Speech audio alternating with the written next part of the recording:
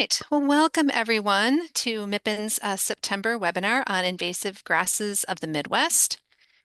We have two excellent presenters with us today. We have Chris Evans with the University of Illinois and Dr. Reed Smita with the University of Missouri. And I will give each of them a proper introduction in just a moment. But I always like to give a little bit of background on the Midwest Invasive Plant Network. Okay. So the MIPIM has been around since about 2006. Our job is to coordinate across agencies and organizations in the Midwest with the goal of reducing the impacts of invasive plants in this region. I'm the director of the network. My name is Michelle Belasker. And I will put my name and email in the chat. So if anyone has questions after this, you'll be able to get a hold of me. I also just want to acknowledge all of our sponsors for 2024. We've had 5 very generous sponsors this year: the Invasive Species Center in Ontario, Woody Warehouse Nursery, and the State of Indiana Cooperative Invasives Management, both located in Indiana, Helena Agri Enterprises, and I want to give a special shout out today to Mark M. Holman, Inc. They are landscape architects and contractors, also based in Indiana. They provide design, construction, and maintenance expertise to residential, commercial, and institutional clients throughout central Indiana. And I'll make sure to put a link to their website in the chat in case you'd like to learn more about them, but we really appreciate their support of this webinar today. So MIPIM has a great deal of resources. You can access all of them at mipim.org. I'm just going to highlight a few today. We have and maintain a Midwest invasive plant list. So if a plant is listed or regulated in any of the states or provinces you see on this map, they will be on that list, and along with links to more information about them. If you're looking for information on how to manage or control invasive plants, we have a database where you can do a customizable search on 48 different plants, and it covers both mechanical and chemical means. If you're specifically interested in woody invasives, I highly recommend visiting the Woody Invasives of the Great Lakes Collaborative website, which is woodyinvasives.org. That has just a treasure trove of information on 28 regulated invasive woody invasives in the Great Lakes region, identification, impacts, how they're regulated, management guidance, and more. And then finally, if you are with a CISMA or CWMA, which stands for Cooperative Invasive Species Management Area or Cooperative Weed Management Area, we have resources for you. We have directories for contractors, native plant and seed providers, information on BMPs on like restoration efforts that you might want to be undertaking. And if you're looking for someone to support your invasive species work or on your private property and you need some support, we have a directory for where you can find a CISMA staff person in your area. So lots of resources. Again, mipim.org, you can find all this and much more. So that's enough from me. I just want to thank everyone for being here today. And if you enjoy this webinar, or if you've been enjoying our series this year, we really appreciate support. While we have sponsors, we also rely a lot on individuals to support specifically our education and outreach work. So even if you can, support us with $5 or $10 today, we really appreciate it. I will put a link to our donation page in the chat as well. Okay, I am going to stop sharing and I'm going to invite Chris Evans to share. He's going to be our first presenter today. Chris Evans is an extension forestry and research specialist with the University of Illinois. He focuses on forest management, forest health, and terrestrial invasive species. He also serves as the technical advisory committee chair of the Illinois Forestry Association and the co-chair of the Terrestrial Plants Committee of the Illinois Invasive Species Council. And following Chris, we're going to hear from Dr. Reed Smita. He's a professor in the Division of Plant Sciences at the University of Missouri. His area of research includes agricultural weed management, weed herbicide resistance, and control of invasive species outside of an agricultural context.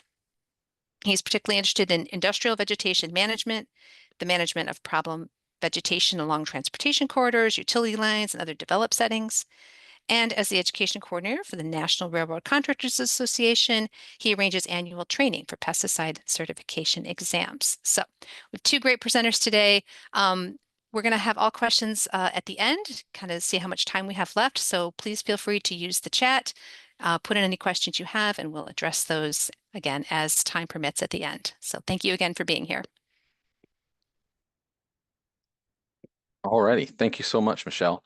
I'm just going to jump right into it here. The idea of invasive grasses of the Midwest, we could cover a ton of different species. It could be a whole day. So we've narrowed it down to three different invaders. I'm going to start by talking about a couple, and then Reed's going to come in and talk about Johnson grass afterwards.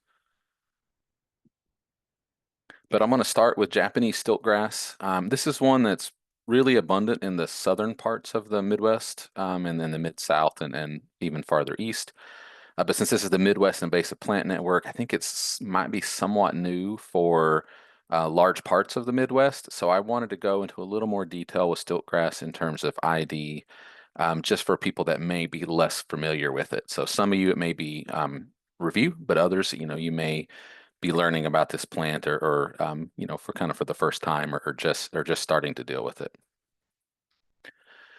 So Japanese stiltgrass, also called brown top or packing grass, it ecologically is kind of weird, where it's an annual warm season grass that's very shade tolerant, and so it grows in forested situations. So that's a little different than a lot of other grasses that we have or a lot of other invaders. And that's kind of important when you look at the timing of control and then how this plant or when this plant really puts on a lot of biomass as well. So just a little bit, I'm going to give you all the ID stuff right now and then kind of look at all these aspects as we move on in pictures. But again, this is an annual grass. It's very weak rooted. And so that's actually a great identification characteristic. You can pull it up pretty easily. It also has short little stilted roots, aerial roots that are very visible when you do pull it up. That's where it gets its name stiltgrass from, these little aerial roots. Anywhere from 1 to 6 feet in length, sprawling, weak stems, so it tends to flop over on other vegetation. For a grass, it has relatively short, wide leaves. And then the flowers, very late forming. So they're just right now starting to form this week in southern Illinois, but it's thin spike-like racemes that are visible very late in the fall. So let's look at these. So here are the root system. Here's a root system for one plant. And you can see it's pretty wimpy, right? So each plant, since it's an annual, it doesn't really develop a strong root system. You can easily grab it and give a little jerk, and it's going to pull right out of the ground. And when you do that, you can look for those aerial stilted roots. It makes it pretty easy to identify by looking at this kind of branching root systems above ground. And again, it pulls up easily. So sometimes you may mistake this for white grass or some of our other native forest grasses, even young river oats. But those are going to be perennial, so they're not going to really pull out of the ground easily. So when in doubt, give it a little tug. Here you can see the kind of thin, wiry stems that are pretty sprawling and weak. It's pretty easy for it to flop over and lay over on its side. And you can see those short, wide leaves, 2 to 4 inches in length, up to about 3/4 of an inch wide. And it often has a silvery or whitish midrib that's somewhat visible on there. It's definitely not as visible as the other two grasses we're going to talk about, but you can still see that and pick it out when you look at the leaves. And so when it gets taller, especially when it grows in a bit more sun, it tends to get a little more sprawly, a little taller. And oftentimes, if it's just on its own, it will kind of flop over and lay over on itself and form these big mats. But when there's other vegetation or other things to prop themselves on, it can get really tall, right? It can kind of lay over and prop up on this vegetation. Here's a tree fall that it's climbing up, and it's 5 or 6 feet tall on it. Just another look at those leaves. Again, you've got the 2 to 4 inches long, about 1/3 of an inch wide, and you can start to see that faint whitish midrib on these leaves here. Some people mistake it for even things like smart weeds because the leaves are short and fat. Of course, they're a grass, so they're going to have parallel venation, but it does looks very different than a lot of other grasses to me. It almost looks like a little bamboo, some people call it. And once you kind of pick it out and see it, it jumps out to you fairly easily.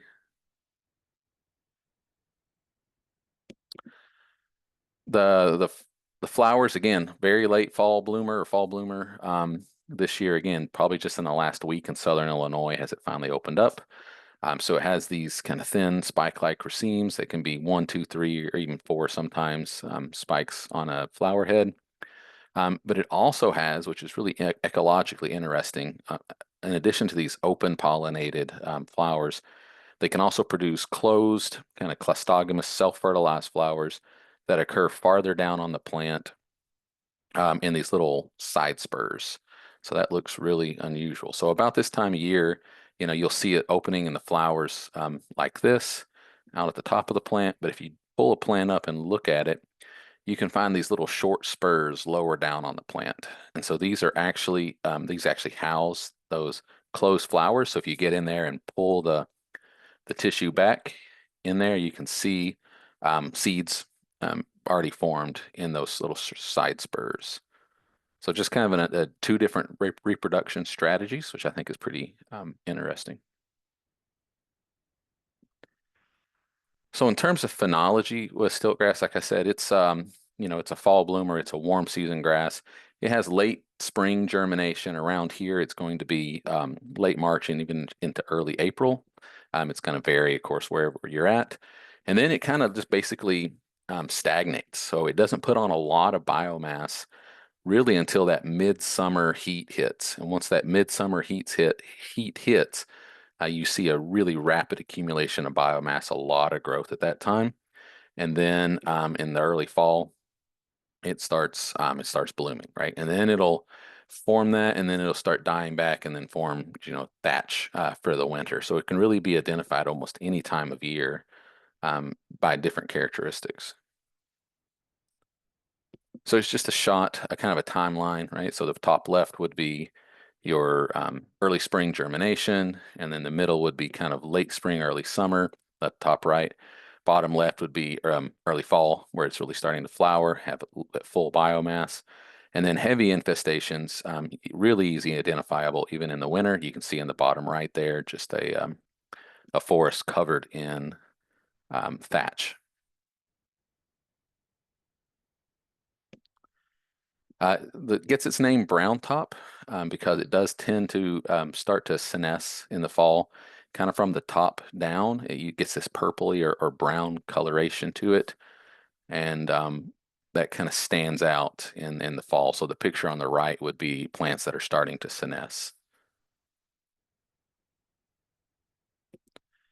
And then the kind of a bright orange thatch in the wintertime, you can really see how it sprawls and props itself up on other vegetation in this picture.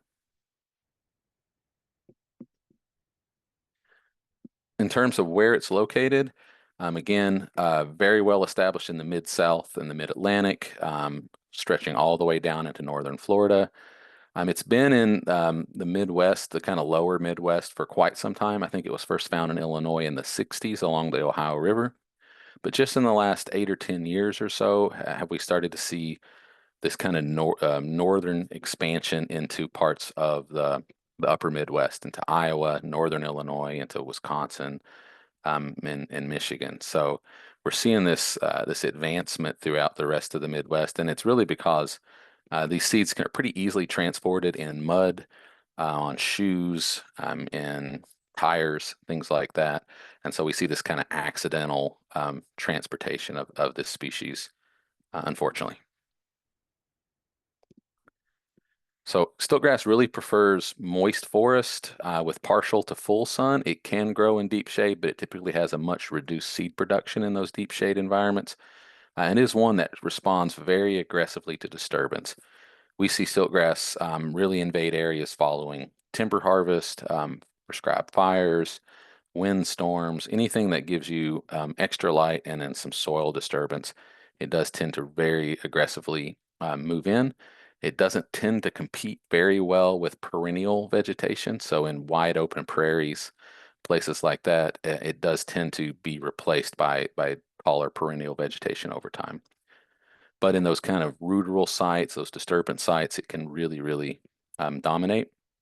Again, easily transported on equipment, shoes, horses, ATVs, and everything, as well as being spread via floodwaters and overland flow.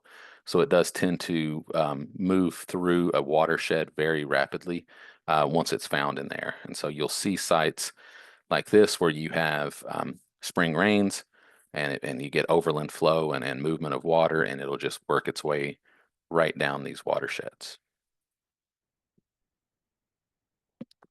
But it can show up in weird places. It doesn't need that moist soil. You can find it in bluffs sometimes, growing out of rocks, out of steps. So it's very adaptable plant. And this is, I thought was interesting when we talk about spread of it. This is the crop contents from a wild turkey that was in the fall. So this would be a late October time frame when these were inspected. So the crop contents of two different wild turkeys in the fall, and both of them showed really heavy feeding on stiltgrass seeds. So I do not know if how the viability of these seeds would be as they pass through the gut content, the gut system of a turkey, but they very certainly have the potential to be spread through animals that way as well.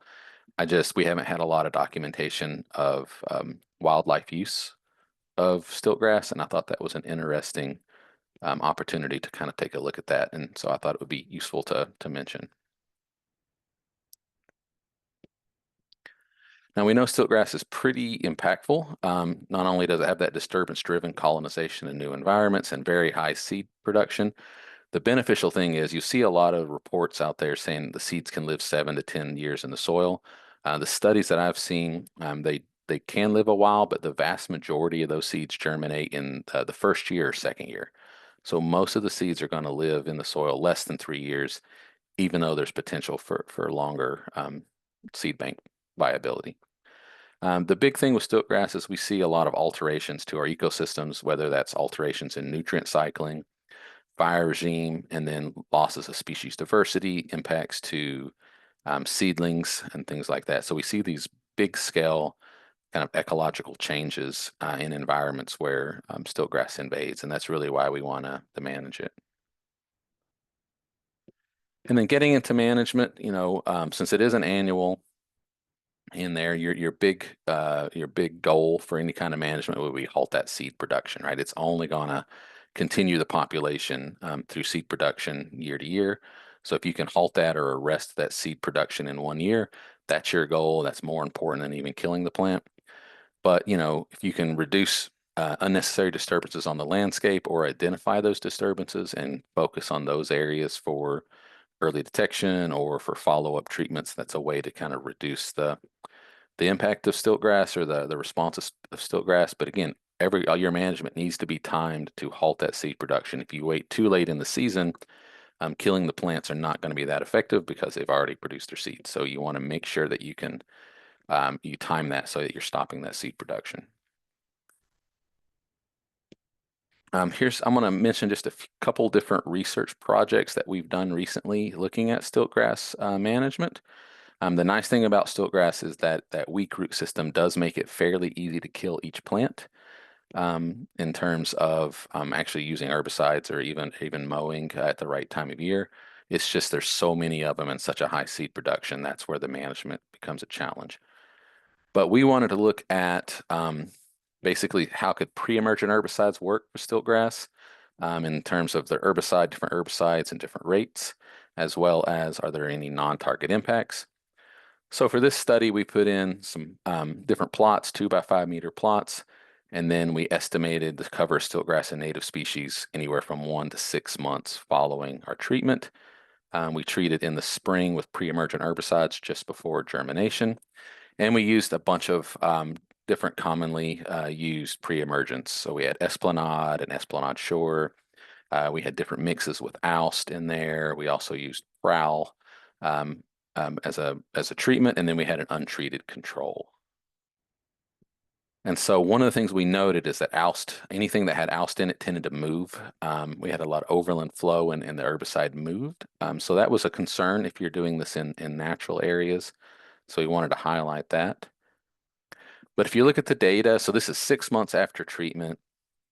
The green bars are the percent cover in our plots of stiltgrass, and the gray bars are the bars on the right. The gray bars are the percent cover of native vegetation. And so right away you could see the untreated, the stiltgrass was well over 90% cover in our plots, but also the indaziflam only, the esplanades and the pendimethalin, the prowl, were largely ineffective.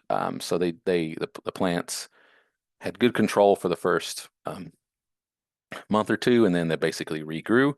Anything that had the rimsulfuron, the Esplanade Shore, or the Oust, the metsulfuron, were very, very effective at basically year-long control of stiltgrass. And we found that the Esplanade Shore at 4.5 ounces an acre, roughly, gave us really good control, but allowed a little bit of regrowth on the native plants. And so that seemed to be a very effective treatment.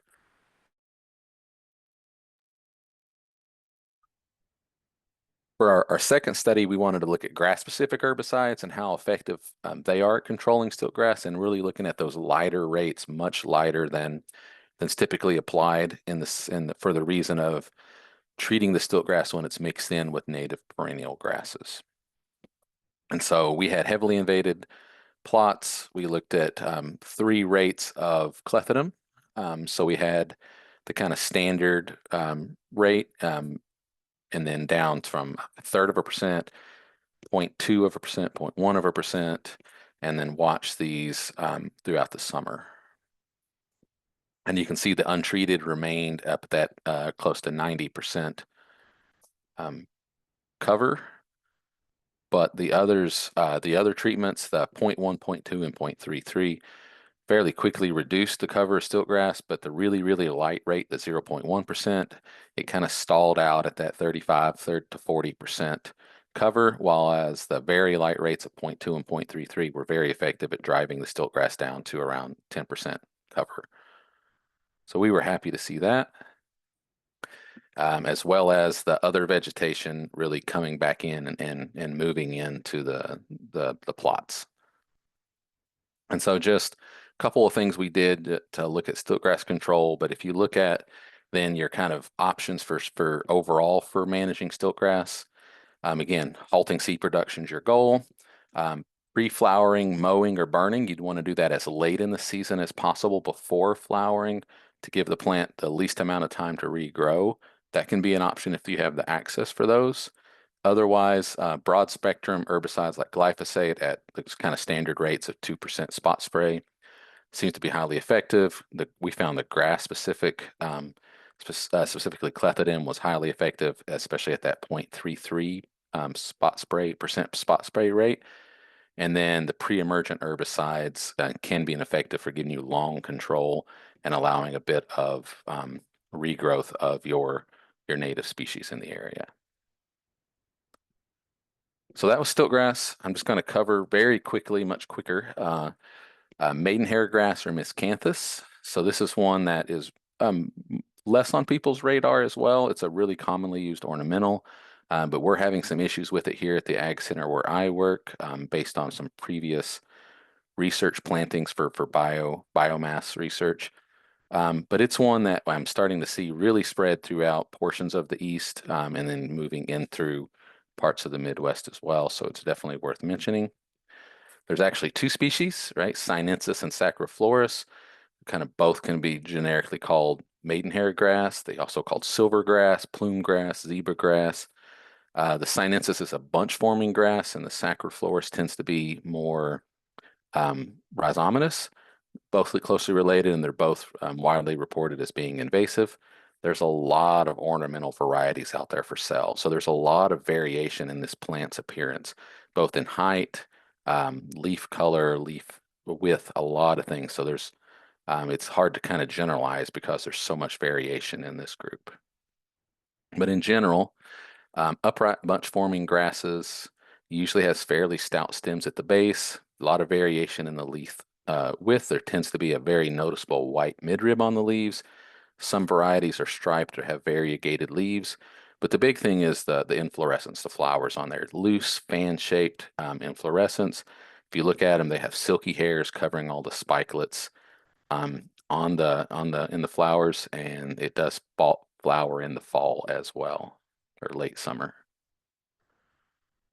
So just looking at some pictures of Miscanthus, you can see that upright nature to it. Some of it, again, is a little more rhizomatous and dense patch forming.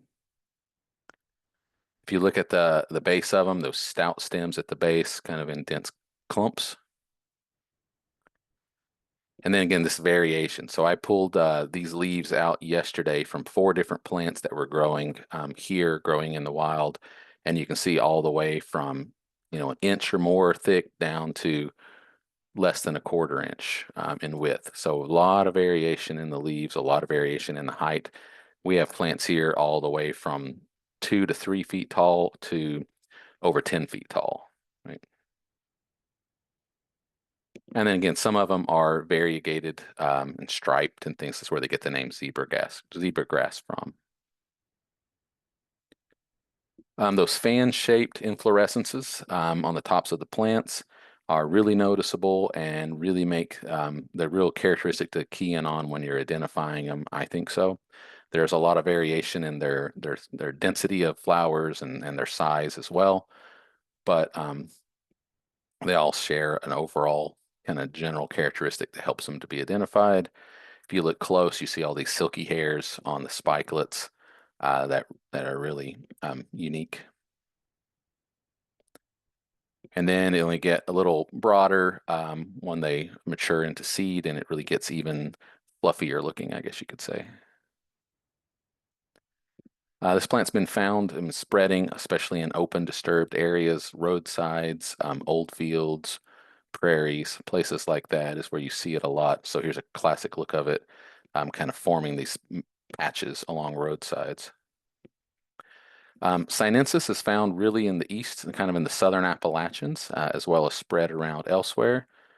And then Sacroflorus tends to be more of an upper Midwest issue. So they're both overlap in their distribution, but they do have some differences in kind of the heart of their infested range. And a group of researchers a little while ago did some look at seed set and fill for different cultivars, and they found a huge variation in the different cultivars in terms of seed set, right? All the way from nearly 200,000 plants down to nothing, right? So there is a lot of variation here in seed set. It's across both of the species. It's good to note that the hybrid, the Miscanthus giganteus, did showed to prove to be sterile, at least in this study, which is important to know because there's been a lot of questions about that. But just understand the high variation in the different ornamental varieties out there. In terms of controlling it, if you look at the data out there, the information, it's kind of scant. There's not a lot of research out there on controlling stiltgrass. Some say removing thatch through burning or mowing will aid in herbicide treatments. Others say it kind of makes it more complex because you get a lot of sprouting. And then treating new growth in the spring or early summer with herbicide, glyphosate and imazapyr, both reported as being effective, but retreatments are necessary. That's kind of what you could find when you really look for it. In terms of here where we've dealt with stiltgrass, miscanthus, I'm just going to give you my experience. This has not been any formal studies yet, but just trying to control this over the last 8 or 9 years. And I found it incredibly difficult to control. The well-established root systems on it have this plant just coming back and coming back. And we've tried broad spectrum herbicides, we've tried grass specific herbicides, and it seems like it appears effective, they'll die back, but it just persists. And so getting that full eradication has been very, very difficult for us in terms of if you give it a year or something, it really seems to respond back and just come back. So for us, the best results that we've seen here when we manage this plant is combining kind of deep tillage or cultivation to break up the root systems. Following that with herbicide treatments for us has been the most effective combination and the effective way to control this, even though it's still difficult. We've tried repeated mowing, we've tried continuous grazing. Both of those have seemed to not be effective on this plant. We've tried a lot of grass-specific herbicides, and it also seems to not be effective.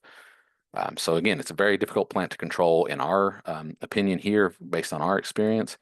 but the best luck has been that deep tillage followed by herbicide treatments. And I think Reed's going to talk a little bit about miscanthus as well in terms of at least some other control. But really, that's what I had. I know I went over it quickly because I wanted to leave plenty of time for Reed and plenty of time for questions at the end.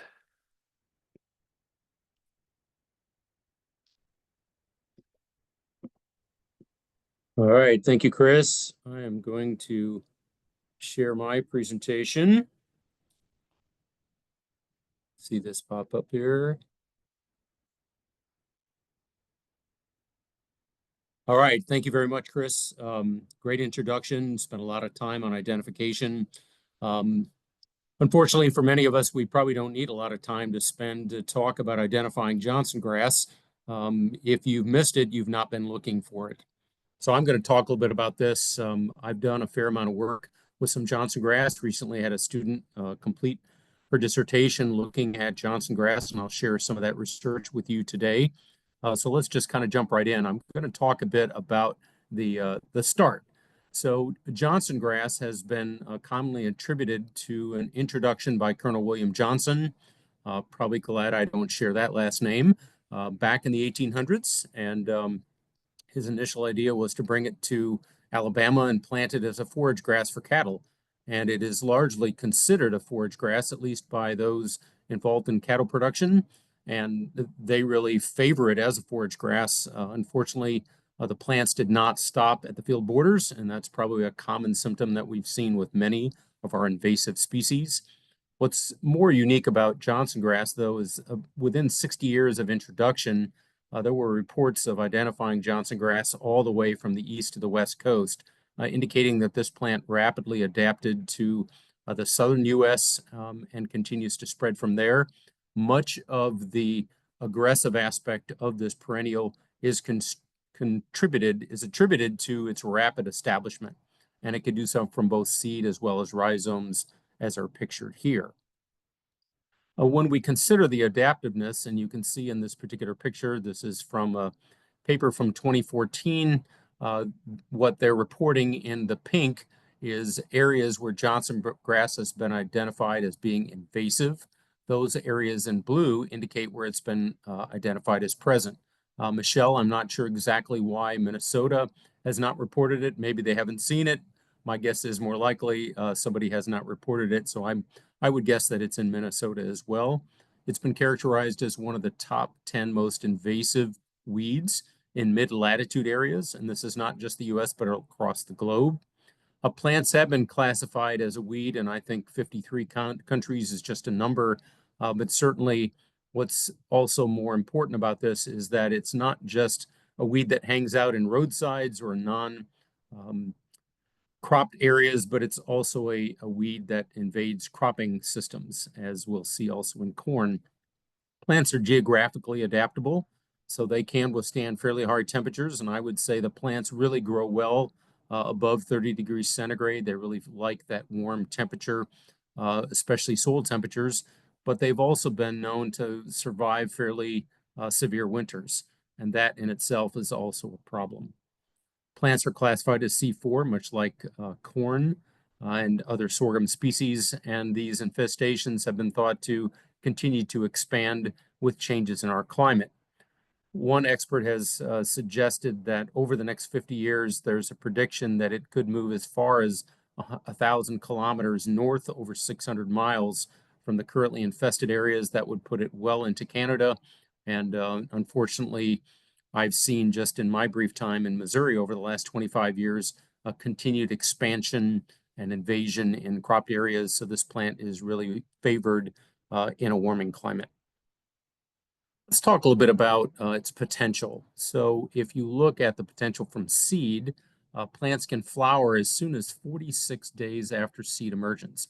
We all know for perennial weeds that they have to go through what we could consider to be an annual period, during which there's a conversion once it begins to produce rhizomes and then become a perennial.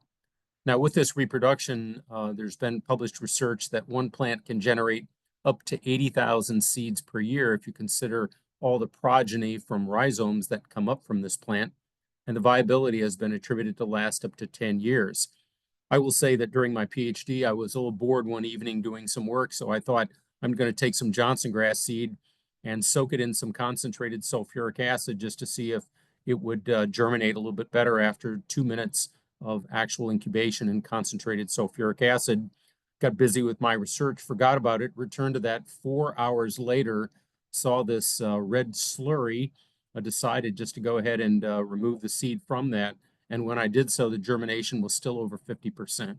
So this is a seed that can withstand rather strong scarification type treatments and can still germinate. There are seeds that have been reported to germinate from variable depths in the soil, but I was surprised to learn that 6% of them can still emerge as deep as 25 centimeters in the soil.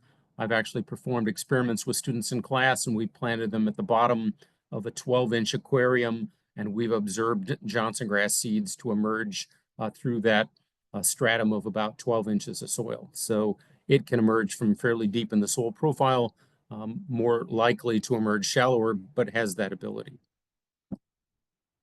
We also have to consider the rhizomes, and this again is largely attributable to the invasive potential of Johnson grass.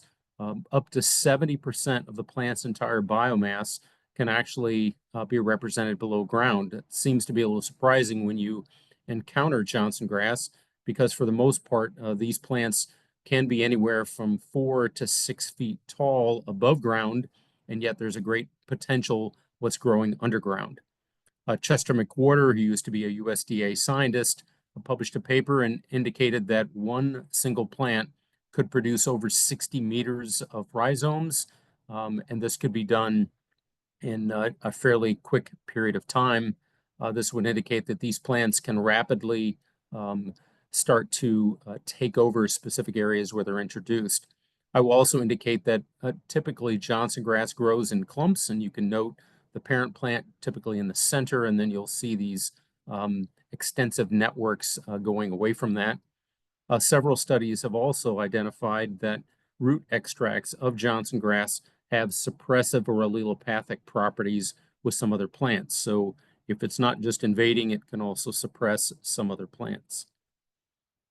Now, what I'd like to also mention, and I've done a fair amount of work with herbicide resistance, and we'll talk a little bit about that with Johnson grass here fairly quickly, is that when we look at the 3 major types of herbicide modes of action which activity on glyphosate, namely ACC-ACE inhibitors, these would include herbicides like clethodim that Chris had mentioned.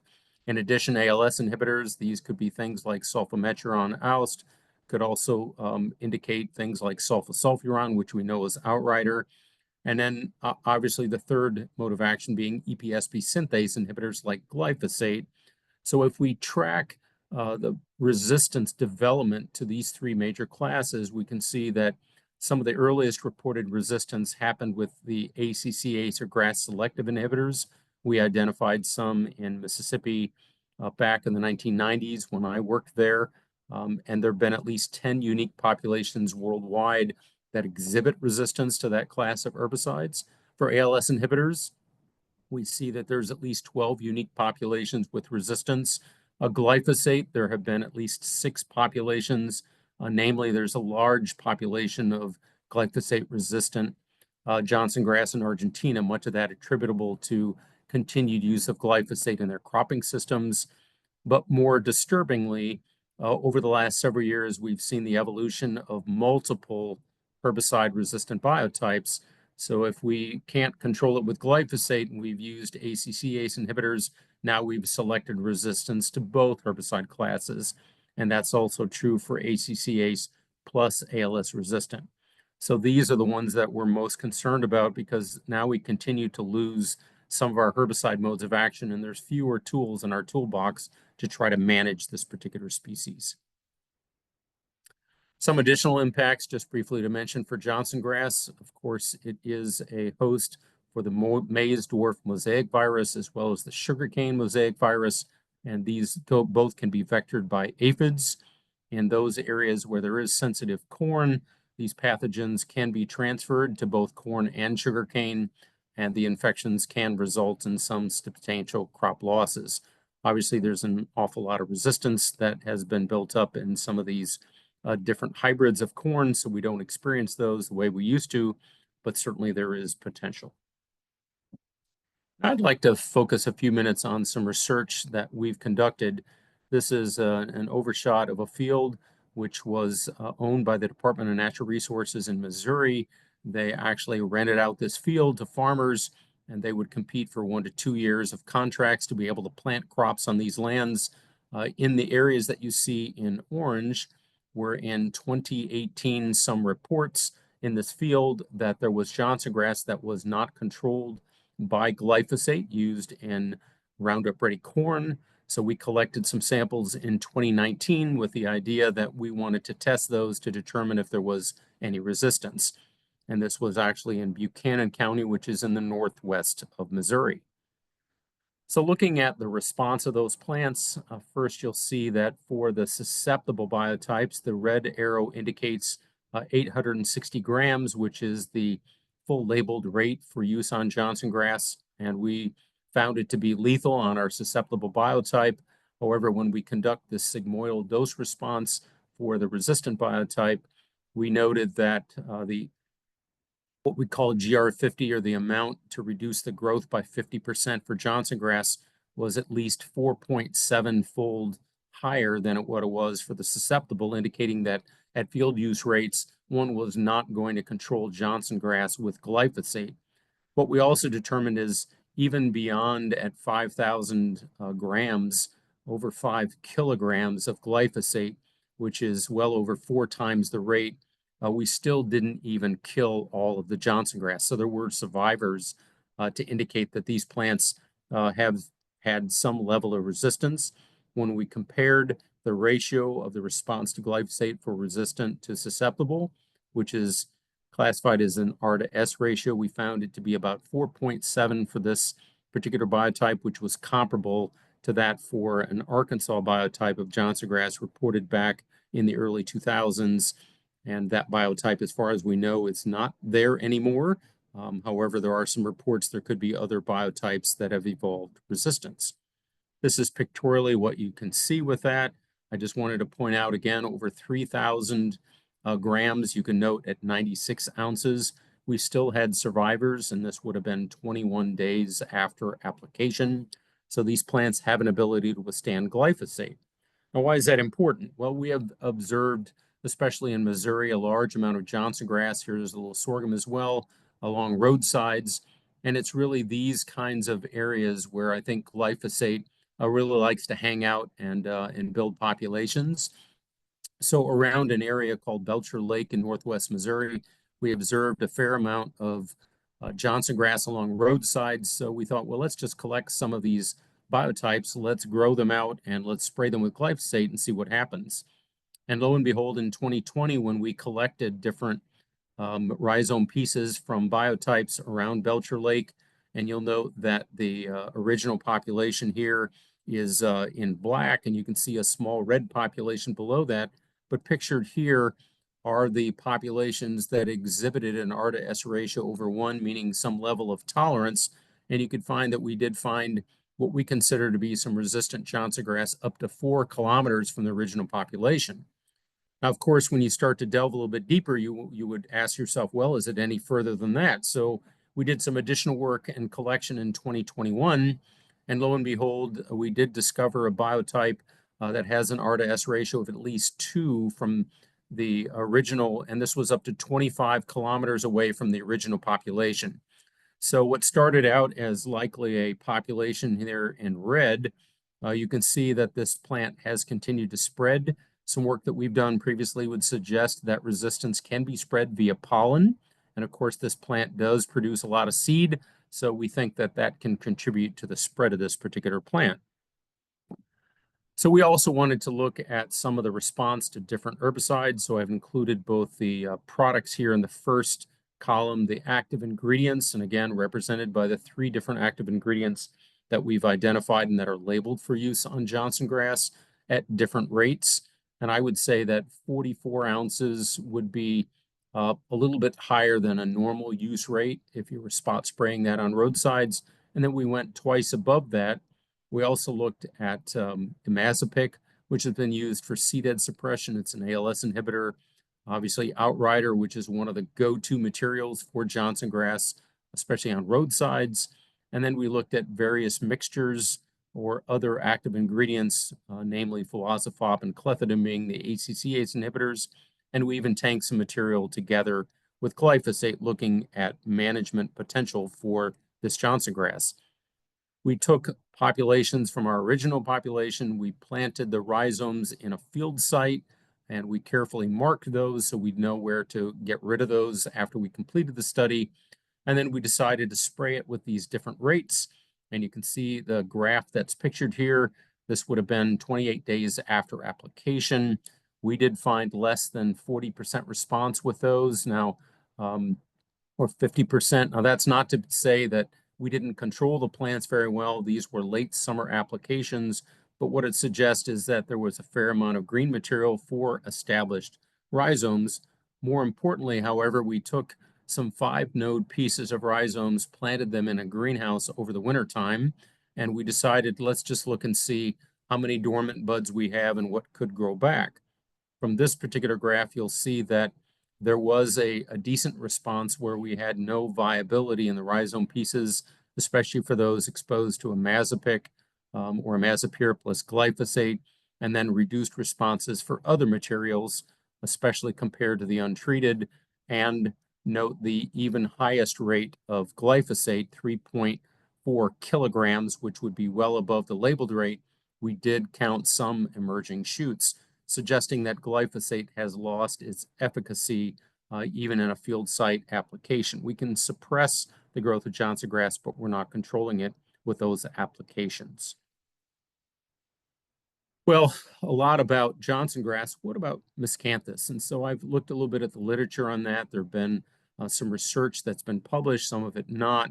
Some research from Mississippi would show that when they looked at mowing, they found that mowing stimulated additional shoot formation from rhizomes, which actually created thicker stands of miscanthus, which would complicate herbicide coverage if you were looking to control it. This research also looked at 2 years of continual mowing, and they found that you could pretty much suppress miscanthus following 2 years of a mowing program, but it wasn't enough to actually eradicate those populations. They also looked at herbicide applications, and the research demonstrated that later summer or fall applications would be most effective, but the rates should be 2.2 kilograms acid equivalent per hectare or higher in order to get control. So I've talked with a lot of individuals about these later summer and fall applications, and we know that these applications should be timed later in the year. So I developed a slide just to talk a little bit about that. And one of the things that we have to really recognize is that if we look at this Johnson grass plant here pictured, when we make foliar applications, if you recall earlier, I mentioned that up to 70% of the plant's biomass can exist underground. As a result of that, every ounce of glyphosate we apply to the foliage is then diluted throughout the plant. And if you don't have thorough coverage, this is often why when you remove the apical dominance by killing the shoot, you will start to see new buds break on rhizomes, and then you'll have a reinfestation and you won't be able to get rid of the plants. So the big question then is, why would we put something on in the fall? And I've heard different individuals suggest putting on spring applications, but really when you look phenologically at the plants in the spring, the day length continues to increase, and these plants are very quickly drawing upon the carbohydrate storage within their rhizomes. It's a very effective storage place for carbohydrates, and they're using that to feed shoot growth. Their job in the spring is to try to compete with other plants and continue to establish dominance in a particular area.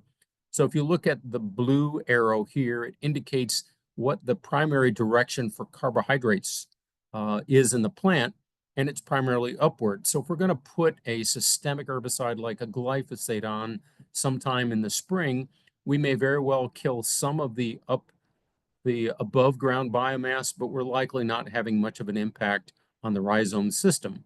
Whereas when we look at what happens in the fall, as our day length is decreasing, this is the signal to plants to begin preparing for winter. So they'll actually take the carbohydrate that they're producing and begin to expand rhizomes. I've even seen rhizome production for plants in Missouri well into November continue to expand. So these plants are using that warmer underground soil to continue to expand their rhizome, and that's what they're doing for winter. So if we're going to try to control these plants, application of an herbicide like glyphosate in the fall can be much more effective, and this is what we often see also with sulfosulfuron. Oftentimes, mixing glyphosate and sulfosulfuron together really provides very extensive translocation of the root systems and really overall very effective control. I want to finish my discussion today, and then we'll turn it over for questions with a sobering thought. When I was hired as a USDA plant physiologist back in the 1990s, Chester McWhorter, who is really one of the world's leading experts on Johnson grass, he participated in his retirement ceremony, and he stated, well, I've spent the last 14 years of my career focused on Johnson grass. However, it is a bigger problem today than when I started. I would hope that's not going to be some of the statements that we might make about invasive species that we work on, but certainly we know we're in for a fight in the long haul and not just something for the short term. All right, that concludes my slides. So I'm going to turn it back over to Michelle or to Chris, and if we've got any questions in the chat, I think we'd be happy to take those. Not too much in the chat at the moment. But we did have kind of a general question that you guys might want to weigh in on. It just said, do you have any invasive plant identification books that you recommend?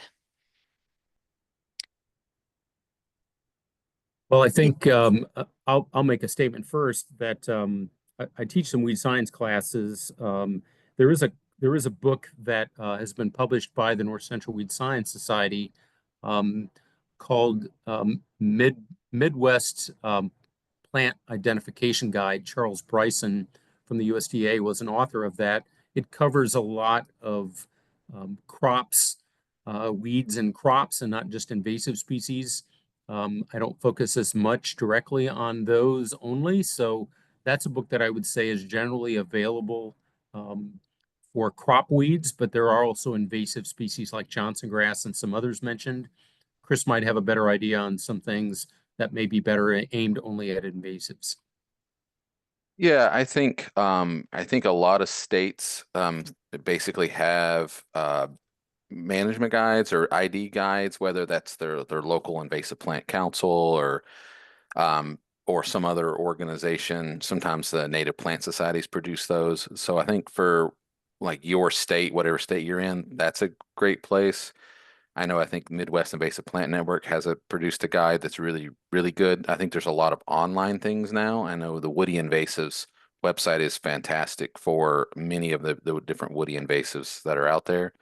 So I think it kind of depends there. One of the challenges to those is those invasive guides are often kind of reactive. So it's already the known invaders, and sometimes you miss out on the early detection species, which is why I think, getting involved with invasive plant councils or something in your state, or getting involved with the Midwest Invasive Plant Network, or going to webinars like this, or going to conferences like the Upper Midwest Invasive Species Conference allows you to get familiar with a lot of plants that maybe haven't made their way into these guides yet. And so some of those are the more challenging ones to pick out first, because not many people are familiar with them.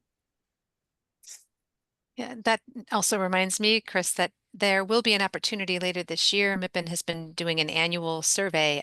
So if you have noticed an invasive species that's newly appearing in your region, or all of a sudden seems to be spreading at a faster rate in your region, we love to kind of collect that information from people who are experts in there. And if you're attending and you're working as an invasive species professional, we love to hear that from folks, so we can make sure we're sharing that to a wider audience.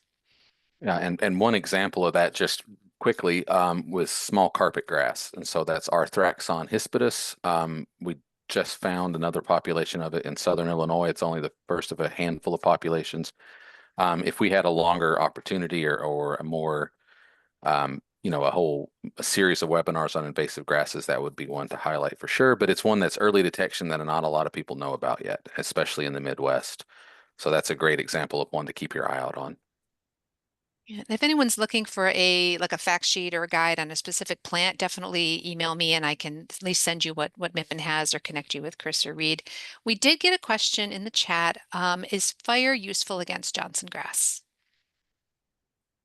I would say overall, probably not. I know from personal experience that there's a lot of biomass and thatch that's produced, and certainly Johnson grass dies back to the ground each year following a decent frost. But it's been my experience that a rhizome depths can penetrate up to 10 to 12 inches commonly. So I think that essentially what would happen with Johnson grass, if you had enough fuel to burn, you would see you'd burn off the thatch, but there's still plenty of rhizomes. So I would say not going to be effective. And then we did get, and this will probably have to be our last question just because we're coming up on the hour.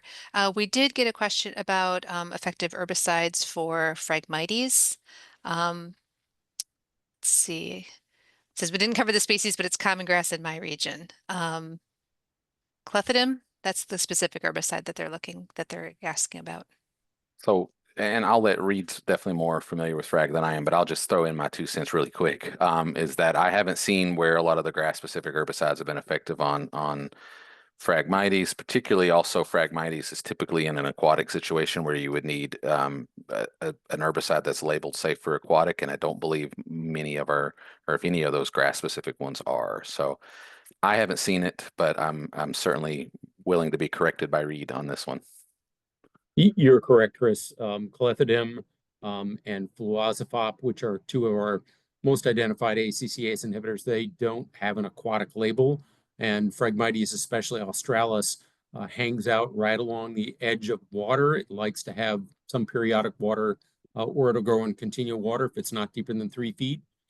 We've done some work with Phragmites, making applications through a spray drone, and we found that a combination of glyphosate and imazapyr, which are labeled for aquatic use, but you've got to use the right formulations that are. They can be somewhat effective, but again, retreatment would be necessary. Phragmites just has an extensive network of rhizomes. It's hard to even get a shovel in an area where these are growing. So you're going to have to really develop a long-term type management program and be able to find something else, especially along water's edge, that you could plant there to prevent it from coming back in. But I found ACCase inhibitors, clethodim, fluazepop, they're not very effective. And I did pop a link in if anyone is looking for a little more information on Frag. The Great Lakes Phragmites Collaborative is a good resource. Okay, well, that's the hour. I did get a question if this has been recorded. It may take us a little while to get the closed captioning done, but it should be up by the end of the year. And it will be posted the same place where you registered for the website so if you go to mipn.org/presentations, that's where the links will be posted, and you can go see any of our other webinars, including some other appearances by Chris Evans, if you want to deep dive more into stiltgrass. Yeah, so mipn.org/presentations, and you can see all our recordings from the previous year and a half. So thank you everyone for being here. Thank you to our presenters. Thank you to Home and Landscape for sponsoring this webinar, and to all of our MIPN sponsors this year. We appreciate you and for everyone being here today.